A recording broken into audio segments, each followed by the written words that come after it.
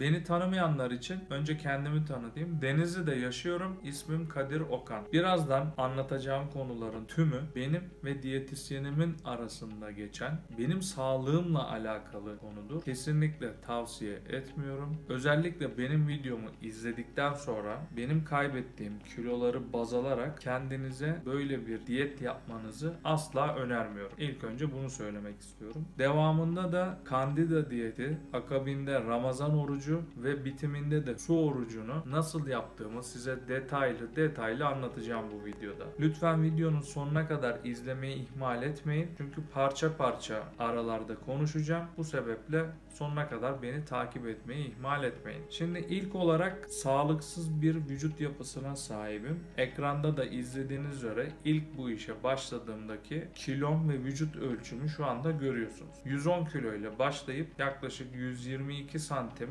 göbek çevresi ölçümle obezite sayılabilecek bir vücut ölçüsüne sahip olduğum için zayıflama macerama Denizli'deki diyetisyenim Fatih Sert ile başladım. Onun önerisiyle, onun verdiği taktiklerle bu diyete girdim. Öncelikle anlatmak istediğim konu, bir kere beynen bu su orucuna hazır olmanız gerekiyor. Daha sonrasında da etrafınıza karşı çok güçlü bir yapıda durmanız gerekiyor. Çünkü en yakınınız, etrafınızdaki anneniz olabilir, eşiniz olabilir, çok yakın arkadaşlarınız olabilir. Su diyetini anlatmak istediğinizde, yaptığınız şeyi daha doğrusu anlatmak istediğinizde size tuhaf gözle bakacak. Çünkü eğer benim gibi kiloda bir insansanız ve benim gibi yemeği çok seviyorsanız sizin günlerce aç kalmanıza kesinlikle ihtimal vermeyecekler. Bu sebeple de hem moral çöküklüğünüze neden olacak hem de motivasyonunuz kesinlikle çok düşecek. Öncelikle bunu bilin. Ondan sonra bu işe niyet edin.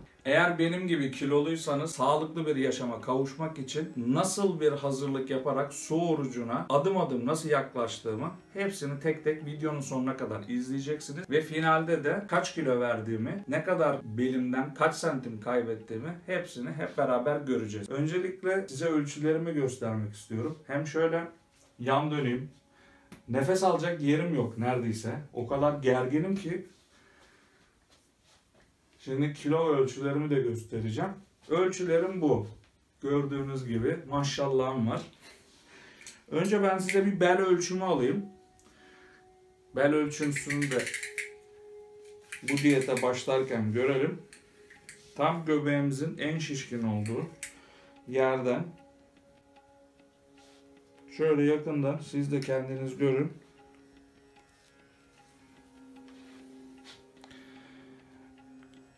123 santim bel çevresi geliyor. İnanılmaz bir göbeğe sahibim. Sanki böyle gurur duyuyormuş gibi söylüyorum ama aslında çok rahatsız oluyorum. Rahatsız olduğum için de hızlı bir şekilde ama sağlıklı bir şekilde kilo vermenin açıkçası yollarını arıyorum. O yüzden de su diyeti yapmaya karar verdim. Şimdi kiloma da beraber bakalım. Bu işe başladığımda kaç kiloyla başlayacağımı görelim. Evet, kilomu da gördüğünüz üzere 110.3. 110 kilo ile bu işe başlayacağım. Aşama aşamada size ilk olarak neler yapacağımı anlatayım. Mart ayındayız 2022 yılının. Bir hafta sonra Ramazan orucu başlayacak. Önümde bir haftalık Ramazan orucuna hazırlanma süreci olacak. Bunun için yapmam gereken tek şey birdenbire benim kilomdaki birinin yemek kesmesi imkansız. Önce ekmeği keseceğim. Öğünlerim halen aynı şekilde devam edecek. Ama şekerli ürünler, tatlı, kuru pasta ya da hamur işleri bunları önce bir çıkaracağım hayatımdan. Önümüzdeki haftada Ramazan orucu başladığında da size tek tek gün ve gün ne yediğimi, su orucuna nasıl hazırlık yaptığımı hepsini tek tek izleteceğim. Su diyetine adım adım yaklaşırken bir önceki videonun üzerinden bir hafta geçti. Bir haftada neler değişti? Şimdi hep beraber ona bakacağız. Ama öncesinde şunu söylemem gerekirse bir hafta boyunca yediğim her şey daha önceki yediğim her şeyle aslında aynı. Sadece değişiklik olan su diyetine hazırlık için ekmeği, unlu mamulleri ve tatlıyı hayatımdan çıkardım. Sadece bir haftadır çıkardım. Onun dışında kahvaltı, öğlen yemeği ve akşam yemeklerinde hiçbir değişiklik yok. Gene doyana kadar yedim. Hatta belki daha fazla yedim ekmek yemediğim için. Ama bir haftada olan bir rahatlamayı ben zaten hissetmeye başladım. Siz de belki ekrandan görebiliyorsunuzdur. Ben size şöyle gene aynı şekilde aynı yerdeyim. Ölçülerimi de göstereyim.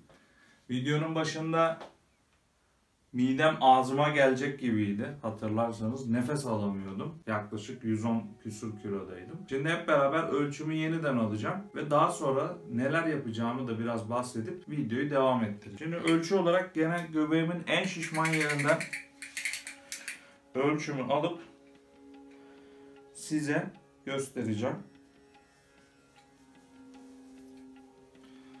Gördüğünüz gibi 113 santim gelmiş. 122 santim. Yaklaşık 9-10 santimlik bir daralma olmuş. Zaten ben de bunu çok rahat hissedebiliyorum. Yani siz de muhtemelen görebiliyorsunuzdur. Nefes almamda biraz rahatlama yaşamaya başladım. Kiloya da bakalım isterseniz. Terazide aşağıda şöyle. Terazide de ne kadar fark etmiş. Onu da görelim hep beraber. 104.6. 110 civarında da ilk tartıldığımda gelmişti. Hatırlarsanız. Yaklaşık bir 5 kilo artık vücut su kaybı yaşamış olabilir. Ödem atmış olabilirim. Hani ben o kadar size bilimsel açıklamasını yapmak zorunda değilim. Bilmiyorum da zaten nedenini. Ama bir kilo düşüşü yaşanmış. Bunun da tek nedeni söylediğim gibi ekmek, unlu ürünler, unlu mamuller, hamur işleri, tatlı özellikle şekerli. Hiçbir gıda tüketmedim. Bir haftada sadece. Şimdi devamında Nisan ayının 3. günündeyiz. Ramazan orucunun da 2. günündeyiz. İftarda yediğim yiyeceklere de gelirsek sebze ve et ağırlıklı besleneceğim. Sebzelerden de çeşidimiz ne yazık ki çok az. Brokoli haşlatması, pancar haşlatması, kereviz haşlatması ve keçi eti. Eğer mümkünse, eğer bulamıyorsanız, çok zorda kalıyorsanız sadece kuzu eti. Kesinlikle dana eti ve ürünleri asla tüketmiyoruz. Bunun nedenlerini de videonun ilerleyen kısmında size tek tek anlatacağım. Şu an için planlamama göre 2 hafta boyunca bu şekilde besleneceğim. Orucun geri kalan 2 haftalık son kısmını da tamamen su diyeti yaparak besleneceğim. Pancarı da nasıl yediğimi size anlatmam gerekirse haşlatıp üzerine çok az bir zeytinyağı ve limon sıkarak tüketiyoruz. Brokoli de aynı şekilde haşlatıp tüketiyoruz. 2 gün bu ikisini karışık yiyoruz. Yani hem pancar hem de brokoli haşlatmasını aynı anda yiyorum. Doyana kadar yiyorum. Sınır yok. Yani kendim için en azından o şekilde. Karnım ve beynim bana doyduğumu hükmettiği zaman onu bırakıyorum. 3. gün keçi eti. Olmazsa kuzu eti mutlaka. Her 3 güne bir döngüde bir et yemek zorundayım. Vücudumun direncini ve gücümü sağlayabilmek için. Bu şekilde devam edeceğiz. Önümüzdeki hafta pazar günü 7 günlük aralarla, periyotlarla size video çekip hem kilo kaybını hem görsel açıdan nasıl bir dönüşüm geçirdiğimi göstermek için videoları 7 gün arayla çekeceğim. Bir sonraki videoda görüşmek üzere. Ramazan orucunun 10. gününe geldik. Günlerden 11 Nisan 2022. Pazartesi günündeyiz. Bugünkü ölçülerimi de sizinle beraber ben de görmek istiyorum açıkçası. Üzerinden yaklaşık bir hafta süre geçti ve ne kadar vücut ölçülerimde kaybetmişim, kiloda bir kayıp var mı? Hep beraber ona bakalım. Bir hafta boyunca ne yiyip ne içtiğimi zaten ekranda da size gösterdim. Bunun sonucunda da geçirmiş olduğumuz bir haftada vücudumda nasıl bir değişiklik olmuş? Ekrandan size nasıl yansıyor? Asıl önemli olan cevap bence bu. Yorumlar kısmına da yorumlarınızı bekliyorum açıkçası. Şimdi hep beraber göbek çevrimin ölçüsüne bakacağız. Daha henüz su diyetine başlamadık arkadaşlar. Su diyetine hazırlık aşamasındayız. Daha hazırlık aşamasını bitiremedik.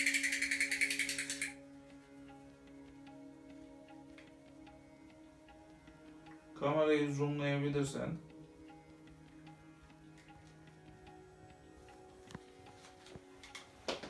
...109 santim.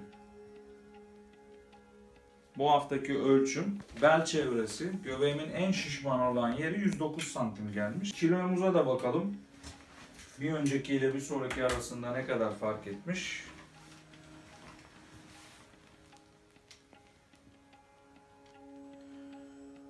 ...100.9. Evet arkadaşlar, kilom 100.9. Hatırlarsanız videonun başında 110 civarıyla başlamıştım. Ekmek, tatlı ürünleri, şekerli ürünler, bunları tamamen hayatımızdan çıkardığımızda yaklaşık bir 10 günlük, 15 günlük süre içerisinde vücudumuzdaki tüm ödemler atılıyor. Bu kaybetmiş olduğum, elbette yağ yakmışımdır muhtemelen ama büyük ölçüde fazla ekmek tüketmemden kaynaklı ödemler vardı. İlk videonun başında hatırlarsanız nefes alamıyordum konuşurken. Çünkü midem ağzıma gelecek gibi oluyordu. Ama şimdi o sorunu atlattığım artık. Şöyle yandan da ölçülerimi göstereyim size. Bunu su diyetinde de yapacağım sürekli.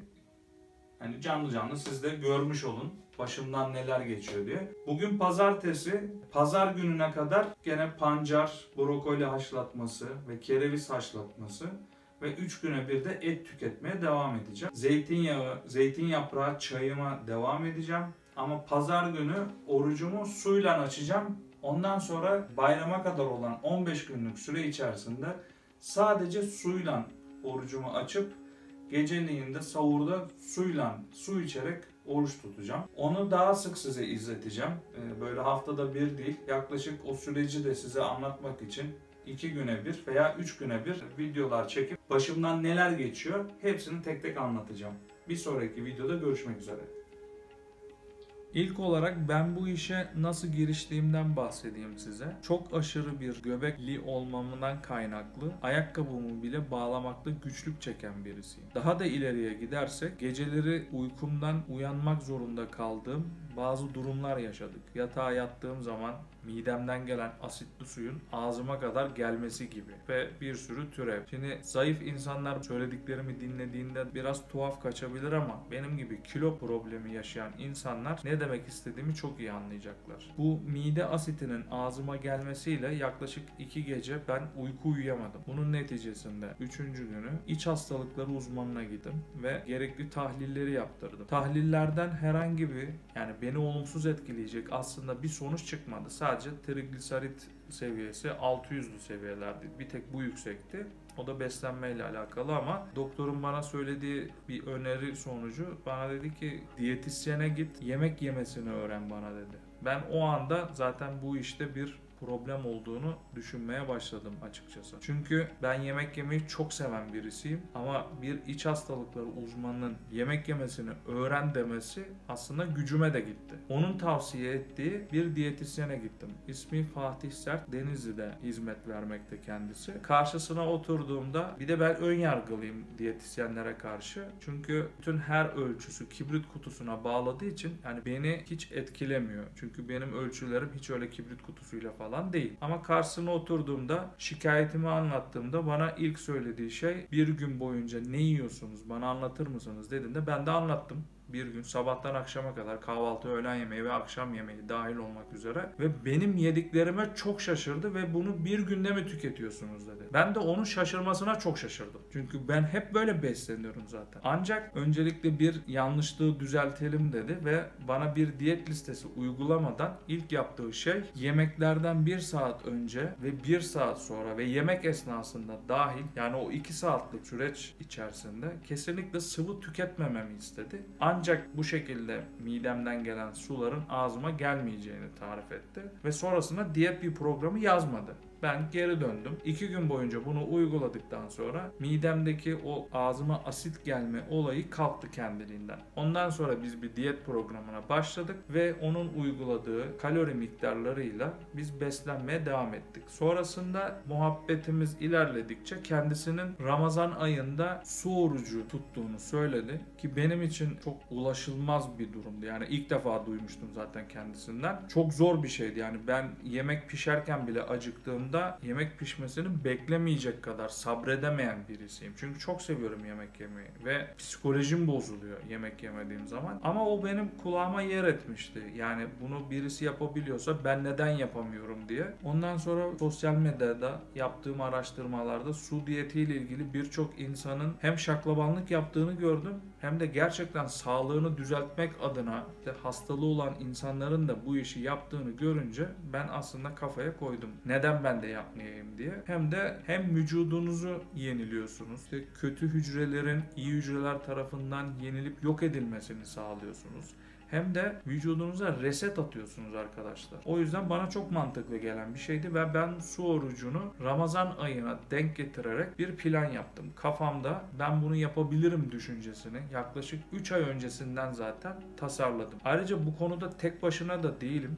Evin içerisinde. Eşimle beraber yapıyoruz. Çünkü bu tek başınıza yapacağınız bir şey kesinlikle değil. Yani yanınızdaki birisi sizin en sevdiğiniz yemeği yerken sizin en sevmediğiniz yemeği yemeniz mümkün değil. O yüzden bu birlikte yapılacak bir şey. Aynı evin içinde kimle yaşıyorsanız mutlaka birlikte yapmak zorundasınız. Çünkü hem size deli gözüyle bakıyorlar. Onca sene yanınızda durmuş kişi o kadar çok yemeği sevdiğinizi bilirken bir anda yemek yemiyor olmanız onlar için kesinlikle size tuhaf gözle bakmalarının en büyük nedeni. Sonrasında kusura bakmayın videoyu uzun uzun çekmek istiyorum. Çünkü benim gibi sağlık problemi yaşayan, kilo problemi yaşayan insanların zihnen bu konuya hakim olmasını istiyorum. Ama kesinlikle benim önerdiğim şekilde yapmasını istemiyorum. Çünkü bu benim vücut kitle endeks ölçüme göre düzenlenmiş bir diyet ve ben bunu başından sonuna kadar anlatmak istiyorum ki herkes detaylı dinlesin ve ona göre bir yol çizsin. Şu anda diyetimin başlamasının 3. günündeyim.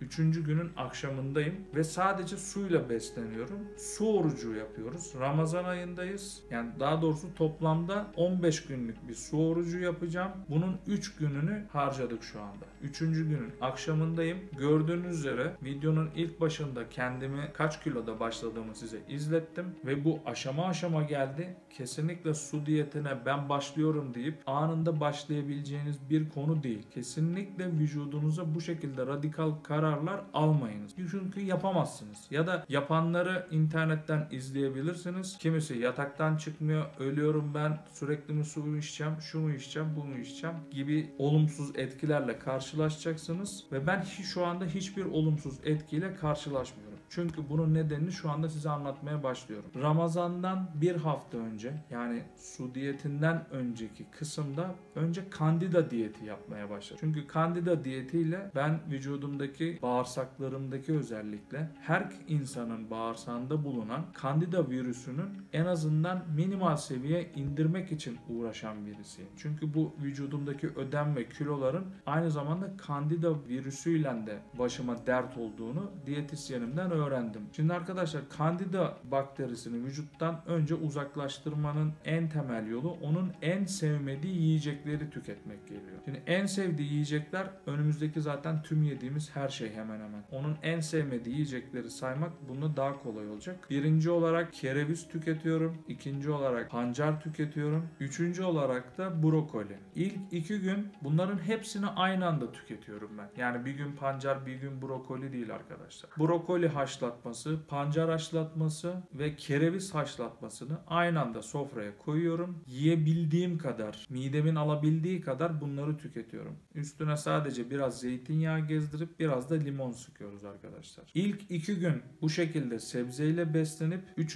gün et tüketiyoruz. Şimdi ette de birinci kural eğer bulabiliyorsanız çevrenizde varsa kesinlikle keçi eti tüketmeniz gerekiyor. Çünkü keçinin beslenme alanların içinde çalıdan başka bir şey olmadığı için herhangi bir hormonlu gıda tüketme ihtimali yok. Eğer keçi bulamıyorsanız yapacak bir şey yok. Kuzu eti tüketmeniz gerekiyor. Ama kesinlikle tüketmemeniz gereken et dana ve sığır cinsi, inek cinsi hiçbir ürünü tüketmemeniz gerekiyor. Çünkü onun beslenme zincirinde aşırı derecede hormonlu ve takviyeli gıdalar mevcut. Sürekli Ramazan'ın ilk 2 haftası boyunca 2 gün sebze, 3. gün et. 2 gün sebze, 3. gün et şeklinde 2 haftayı geçirdim. Videoda da şu anda küçük pencerede göreceğiniz üzere ilk bir hafta ekmeği kestikten sonra kaç kilo kaybettiğimi, vücut çevremde, göbek çevremde daha doğrusu kaç santim inceldiğimi izliyorsunuz. Daha sonrasında da kilo kayıpları devam ediyor. Ama asıl yapmamız gereken vücudu su orucuna hazırlamak. Şimdi su orucuna direkt başlayamazsınız dememin nedeni bu.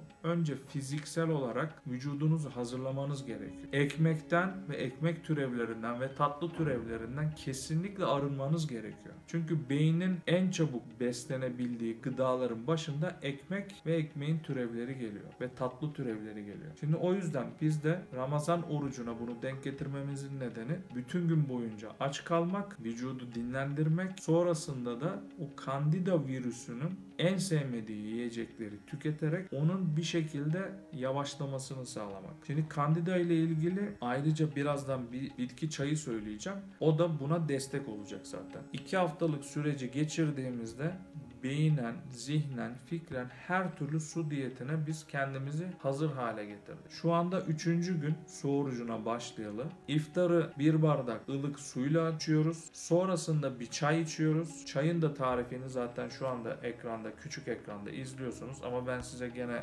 anlatayım. Akşamları da yemekten sonra ne içiyoruz diye merak edenler için de görmüş olduğunuz zeytin yapraklarıyla kendimize çay yapıyoruz. Normal çay içmek, Türk kahvesi içmek, Nescafe içmek bu diyetin içinde yok arkadaşlar. Aslında bu su diyetinin öncesinde Candida diyet uyguluyoruz. Çayı ve Türk kahvesini çıkardık. İftardan sonra yaptığımız tek şey zeytin yapraklarından oluşan bir çay yapmak. Onun dışında da başka hiçbir şey içmiyoruz arkadaşlar. Bu 2 hafta süresince her akşam bağırsaklarımızın düzenlenmesi için nasıl yaptığımızı da merak ediyorsanız bahçemizde zeytin ağacımız var. Zeytin ağacımızın yapraklarını normal çay demler gibi demliğin üst kısmına sıyırıp atıyoruz. Sonrasında da bizim kendimizin topladığı dağ kekiğini, bilmiyorum biliyor musunuz, şöyle yakından göstereyim. Çalı şeklinde olur bu. Biz bunu blenderdan geçirip yemeklerin içinde kullanabilecek hale getiriyoruz. Bir çay kaşığı bunun için yeterli olduğunu düşünüyorum ben. Bir çay kaşığı kekikle çayımızı demleyeceğim. Zeytin yaprağı çayımız da hazır. Rengi bu şekilde. Pek tadı tuzu yok ama bitki çayı içenler için bence sorun yaratmayacaktır. Gayet de aslında lezzetli. Şimdi bir şey daha söylemek istiyorum bu su diyetinin öncesinde yapılması gerekenlerle ilgili. Eminim ki bana soracaksınız daha detaylı bilgiler almak için ama süt ve süt ürünlerinden bahsetmek istiyorum size. Ramazan ayı boyunca ilk 2 haftasını Candida diyeti için, son 2 haftasını da su diyetine ayıracağımız sebebiyle bu 2 haftalık süreç içerisinde kesinlikle hayvansal gıdalardan süt ürünlerini kullanmayacağız. Bir tek eğer imkanınız varsa siyah kıl keçi sütü ve sütünün ürünlerini bulabilirseniz ve kendi gözünüzle ev yapımıysa bunları yiyebilirsiniz arkadaşlar. Çünkü o siyah kıl keçilerin menüsünde kesinlikle hormonlu hiçbir gıda yok. Hiçbir gıdayı tüketmiyor. Sadece çalı yiyor. Bu sebeple keçi sütüne bu diyette izin var. Biz de bulabildiğimiz süre içerisinde, imkan içerisinde keçi peyniri yiyebileceğiz. Eğer canımız peynir ve yoğurdunu çekerse. Ama özellikle inek yoğurdu, inek sütü ve onun türevlerinden yapılmış hiçbir gıdayı tüketmiyoruz. Çünkü bu Candida virüsünün en çok sevdiği yiyecek grupların içinde yer alıyor. O yüzden bir 2 hafta kadar dişimizi sıkacağız. Bahçemizde zeytin ağacı var. Zeytin ağacından yaprakları toplayıp zeytin ağacının yapraklarıyla bir çay demliyoruz. Sonrasında bu çayı biraz daha geliştirdim. İlk başta bunları içine koymuyordum ama şimdi küçük küçük ceviz doğrayıp işte cevizin kabuğun içindeki o 2 ceviz arasındaki madde adını bilmiyorum şu anda. Onu da koyuyorum çayın içine. Birkaç damla zeytinyağı çayın demli kısmına koyuyorum. Bir parça kekik koyuyorum. Bunları her akşam içiyoruz. Çünkü maksat bağırsaklarımızda bir tıkanma yaşanmaması lazım. Zeytin yaprağının da çayının en büyük özelliği vücutta bağırsaklardaki birikmiş olan atıkların kolay atımını sağlamak en büyük amacı. Çünkü Candida virüsünün en büyük düşmanı kabızlık. Siz de normal rutin hayattaki yiyeceğiniz yiyeceklerden uzaklaştığınız için sadece sebzeyle beslendiğiniz ve 3. günde etle beslendiğiniz için kesinlikle kabızlık sorunu yaşamamanız gerekiyor. Bu sebeple bu çayı biz tükettik. Türk çayı ya da normal çay ya da Türk kahvesi, Nescafe vesaire hiçbir şey yok arkadaşlar. Sadece yediğimiz su orucuna başlayana kadar bahsettiğim 3 sebze ve 3. gün et. Sadece bu. Başka hiçbir şey yok. Sahurda 1 bardak su içip niyet alıp o şekilde oruç tutuyoruz. Buraya kadar anlaşılmıştır sanırım. Eğer anlamadığınız bir konu olduğunda lütfen videonun altındaki yorum kısmına yazarsanız çok yakın sürede de cevaplarım zaten. Su orucuna 3 gün önce başladık. Suyla iftarımızı açtıktan sonra gene aynı yaptığımız zeytinyağı çayını içiyoruz. Ancak bu sefer ilaveten mide tamamen boş olduğu için ikinci bir çay başladı diyetisyenimin önerisiyle. Bu çay nedir? Aynı safa çayı. Aynı safa bitkisinden yapılmış, yani daha doğrusu aynı safa bitkisinden demlenerek içtiğimiz bir çay. Bunu da içme saati gece en son yatarken. Sahurda niyet alırken içebilirsiniz. Eğer sahura kalkmayayım, işte geç yatıyorsanız 12-1 gibi yatıyorsanız 12-1 gibi içeceğiniz bir içecek. Bunun demlenme şeklini internetten bulabilirsiniz zaten. Şimdi biz bunu içmeye başladık. Su orucu boyunca 14 gün boyunca sürekli bunu içeceğiz en son yatarken. Çünkü bir sonraki gün oruç açılana kadar ki o bütün gün boyunca bağırsaklarda o Candida bakterisini temizlemeye çok yardımcı oluyormuş. Ayrıca mide ülseri gibi birçok hastalığa da zaten iyi geldiğini araştırmalarım sonucu öğrendim. Şimdi devamında biz bu su orucunun bugün 3. günü demiştim. 5. günü yani 2'şer gün arayla 7. günü 9. günü gibi acaba zorlanacak mıyım? Başıma neler gelecek? Ya da nasıl bir yol haritası çiziyorum? Hepsini size tek tek izleteceğim. Videonun giriş kısmında bu kadar uzun konuşmamın nedeni biraz bu konuya hakim olun istediğim için uzun anlattım. Başımdan neler geçtiğini de size tek tek göstereceğim. Örneğin mesela dün yerimde duramadım açıkçası su orucunun 2. günü. Çok fazla enerjik hissediyorum kendimi. Ekranda da görüyorsunuz zaten şu anda bir yürüyüş yaptım. Arkadaşlar su orucunun 2. günündeyim. Dün akşam iftarı suyla açtım. Bugün de 2. günü. Suyla oruç tutup 2. günündeyiz. Yürüyüş yapıyorum. Ağır tempoda. Çok hızlı değil. Çok da yavaş değil. Bunu yağ yakmak için yapmıyorum yalnız. Vücudumda enerji olduğunu hissediyorum. Yani fazlalık bir enerji var. Beni rahat bırakmıyor. O yüzden yürümek geliyor içimden. Aslına bakarsanız koşmak da geliyor da abartmamak istiyorum. Sonucunun ne olacağını çok bilmiyorum çünkü. Şimdilik ağır tempo. Kendime 1 saat belirledim. 1 saat kadar yürüyüş yapacağım. Gün ve gün size de neler yaptığımı tek tek açıklayacağım. Şimdilik her şey çok başarılı gidiyor. Ve bunu bugün de yaptım ve sonrasında da devam edeceğim. Herhangi bir halsizlik, herhangi bir baş dönmesi ya da mide bulantısı ya da herhangi bir olumsuz hiçbir durum yok arkadaşlar. Her şey tamamen rutin yolunda devam ediyor. Su orucuna başladığımın 4. günündeyim. Gene bir enerji patlaması içindeyim ve yürüyüşe çıktım. Bu yürüdüğüm parkur 1 saat 15 dakika kadar sürüyor yaklaşık. Ağır tempoda yürüyorum. Hızımı da zaten şöyle anlayabilirsiniz. 7000 ile 8000 adım arasında olması lazım. Bugün hissettiğim şey biraz tuz eksikliği. Canım tuz çekiyor. Diyetisyenimle görüştüm. Tuz ihtiyacımı nasıl karşılayayım kolay yoldan diye. O da iftarda 1 bardak sodanın içine biraz limon sık dedi. Biraz da tuz at. Normalde attığından biraz daha fazla tuz atmamı istedi. Bildiğiniz Churchill yani.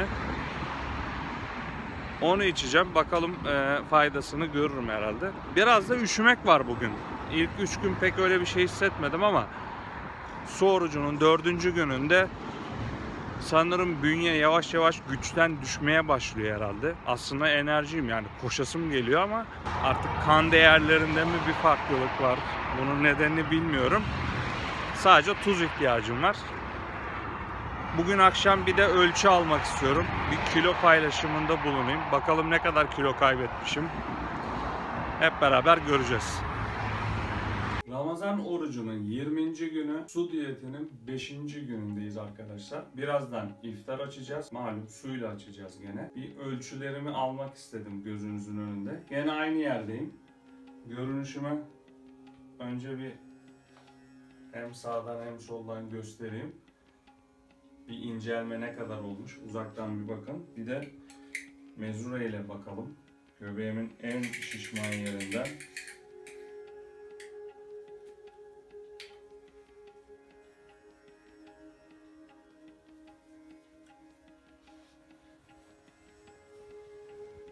...106 santim. Hatırlarsanız 123 santimle başlamıştık bu maceraya. Şu anda 106 santime kadar vücudum gerilemiş. Bir de terazide kiloma bakalım. Ne kadar kilo kaybetmişiz. 5 günlük su diyetinin sonucunda ona da bakalım.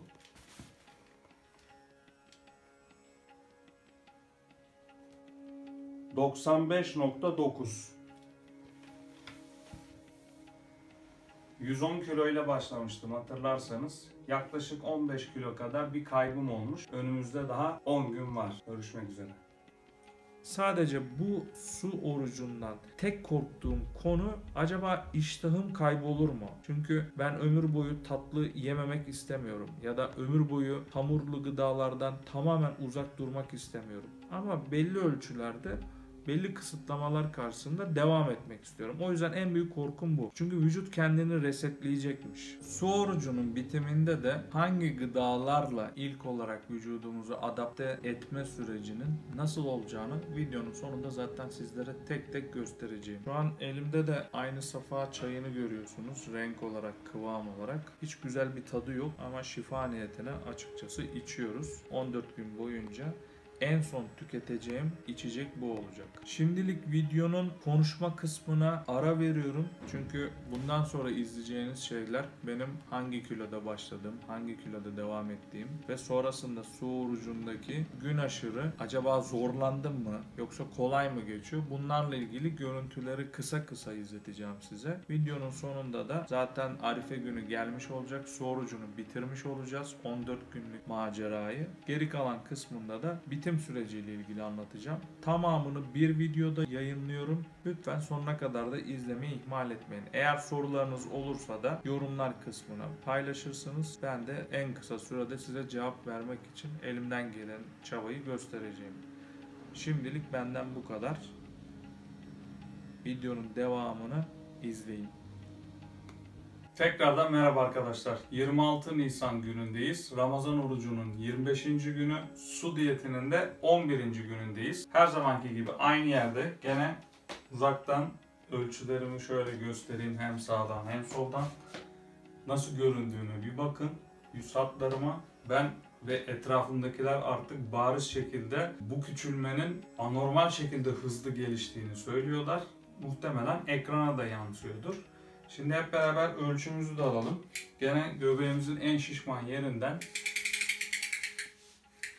bel ölçümüzü göstereyim. Arkadaşlar şöyle göstereyim. 102 santime düştü bel ölçüm. Bir öncekinde hatırlarsanız 106 santimdi. Şimdi 102'ye düştü göbek çevresi. Kiloya da bakalım hemen. Kilomuz da 105.9'du.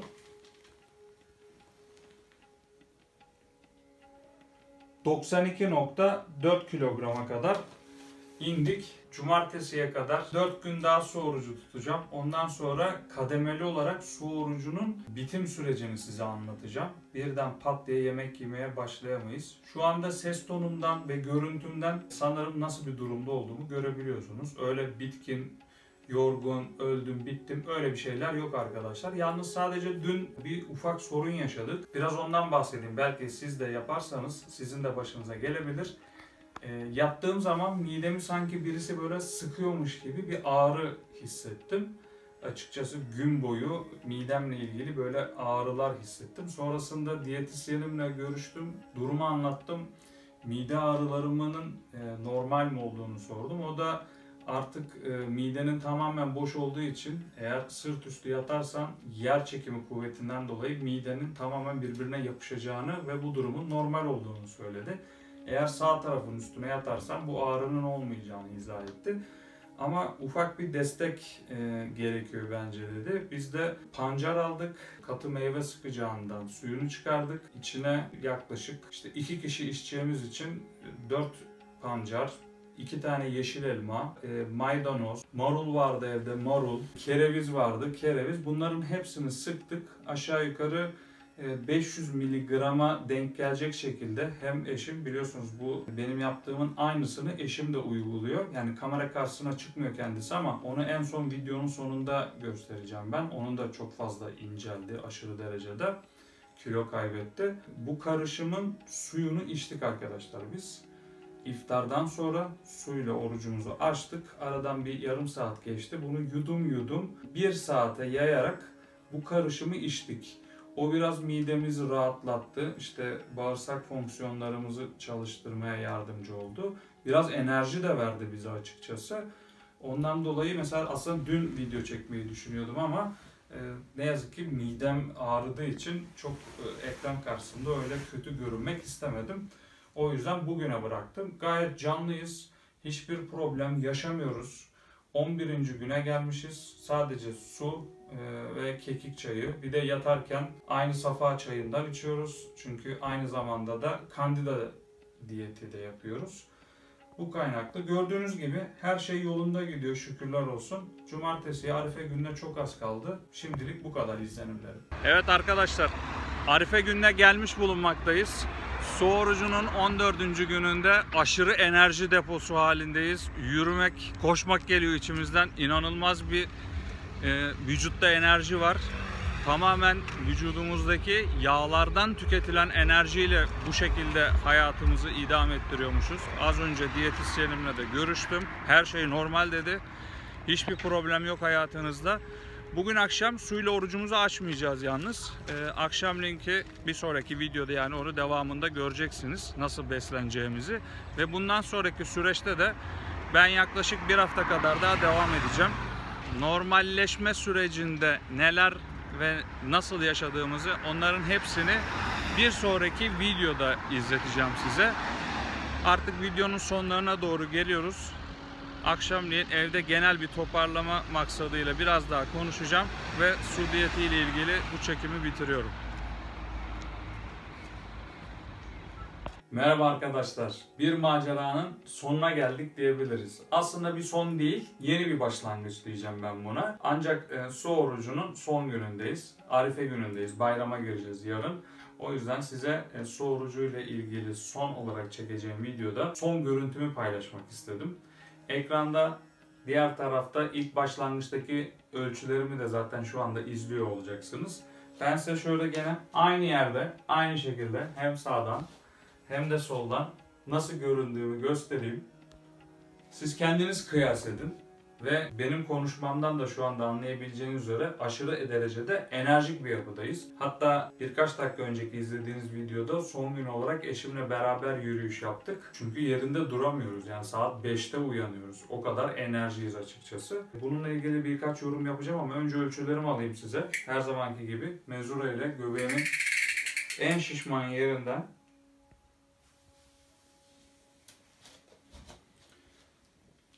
daha doğrusu şöyle göstereyim. Arkadaşlar 100 santime kadar düşebildim. 126 santimde başlamıştım hatırlıyorsanız. 100 santime kadar düştüm. Yalnız bu 100 santimlik ölçü 4 gündür falan aynı ölçüdeyim. O yüzden ardı ardına video çekmedim. Çünkü artık vücut kendini tutmaya başlamış. Diyetisyenimle bunu konuştuk. Kiloma da bakalım hemen. Kilom da 92.2. 110 kilo ile başladığımız maceraya 92.2 kiloya kadar düşebildim. Ancak bundan sonra başka bir şey uygulayıp devam edeceğim.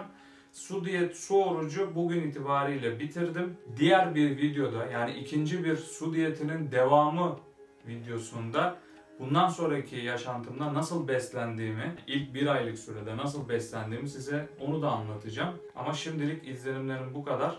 Birazdan iftarımızı neyle açacağımızı, çünkü bugün suyla orucumuzu açmayacağız. Bir sebze karışımıyla, sebze suyu karışımıyla orucumuzu açacağız. Hadi hep beraber ona geçelim.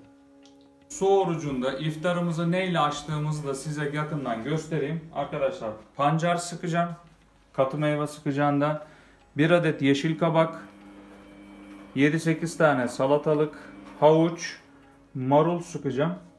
Bu suyun karışımının içine, yalnız ne yazık ki önemli olan şey şu: NBL probiyotik var. Diyetisyenimin önerisiyle 1 bardağa 1 şase atacağım. Boş olan bağırsağımızda iyi huylu bakterilerin orada rahatça çoğalabilmesi için. İftar saatinde görüşmek üzere. Arkadaşlar karışımımızın rengi bu. Son iftarımızı da karışık sebze suyuyla açıp midemizi artık yavaş yavaş, daha doğrusu bağırsakları ve tüm sistemi çalıştırmaya başlayacağız. Bundan sonra ne yiyip ne içeceğimi bir sonraki videoda göreceksiniz. Görüşmek üzere. Bismillahirrahmanirrahim.